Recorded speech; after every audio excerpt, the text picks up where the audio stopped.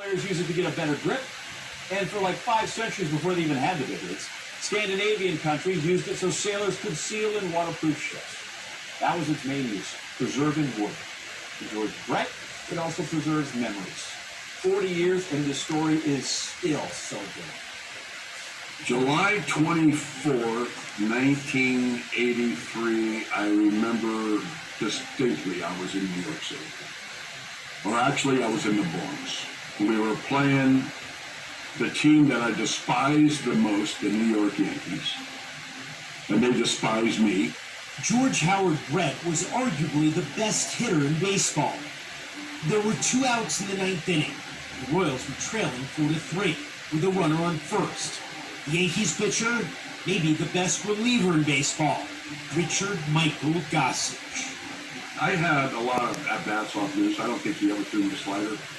I don't think he ever threw a changeup in a slide. He always threw me fastballs. Deep left field, but slicing foul. And I just said, hey, you gotta just look fastball.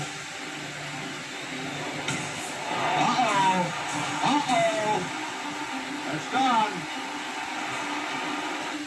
I was excited. Ran around the bases. Gave us the lead in the top of the 9th inning. There was 2 outs. And the next thing you know, I'm crossing home plate, and I saw Billy Martin out there, and I'm going, oh, what the hell's he doing out there? And Billy Martin and the Yankees want the bat. Look at Martin. By the time I get to the dugout, I'm sitting there, and sitting next to Vita Blue, I think, and Frank White was sitting close to me, and Frank said, they might call you out for using too much pine tar. And I said, I've never heard of that before. Too much pine tar, what do you mean? Well, what they're talking about, Frank, is that he's got too much pine tar. I'm not sure. They might have a legitimate gripe. And the umpires are going to get together. George Brett looking around and wanting to know what's going on. Well, Billy Martin bounced right out of the dugout. I've seen it called before, Frank. You are not allowed to have a substance of any kind above the trademark. Right now, they're feeling it, seeing as if there's some sticky stuff around there. Now, that is the plate umpire, Tim McClellan, with the bat in his hand.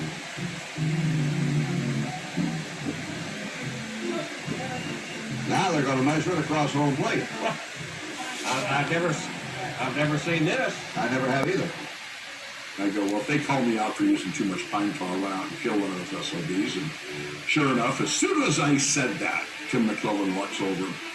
Well, he is. He's out. Brett is out. Look at this. Brett is out. The team is mad. He is out and having to be forcibly restrained from hitting plate umpire Tim McClellan. And the Yankees have won the ball game 4-3. Brett is called out for using an illegal bat or with the illegal substance on the bat. I mean, obviously I wasn't. I looked like a madman coming out. I think everything kind of got a little more dramatic than it should have because Joe Brinkman got behind me and started pulling me back, and I was trying to get away, and he had a chokehold on me and just pulling me backwards, and I was just trying to get free from him. Like I said, I have seen this before, Frank, and Gaylord Terry just took the bat away from home plate umpire Jim McClellan. He's going to take the bat. They're going to take it so they cannot take it into the American League office or wherever they take it to be examined.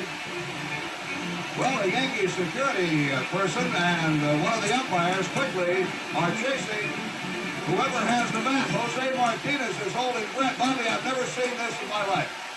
What had seemed to be a spontaneous protest by the Yankees was in fact premeditated. They had been lying in wait. 2 weeks prior to that, we were playing the Yankees in Kansas City. I was using the same bat. And Greg Nettles always tells the story that we knew it was illegal 2 weeks ago. So they waited for the right time, and the right time was in Yankee Stadium in the 9th inning when they did something dramatic, and that's when they called me out on it. For George Brett, all these years later, the legacy of the Pine Tar incident is much bigger than the outcome of a single game. And being known as the Pine Tar guy, well, it beats some of the alternatives. One in particular.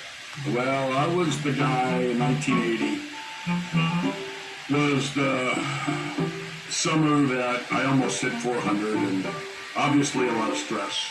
We finally beat the Yankees in the 80 playoffs, and chasing 400 all year, all of a sudden after beating the Yankees, I didn't feel good. I felt a really bad pain inside me, basically. And it turned out I had internal and external hemorrhoids.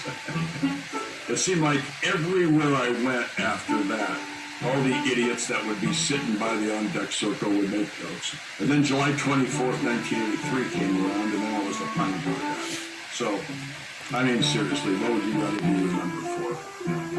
Hitting a home run off Goose Gossage in the 9th inning to win a ball game?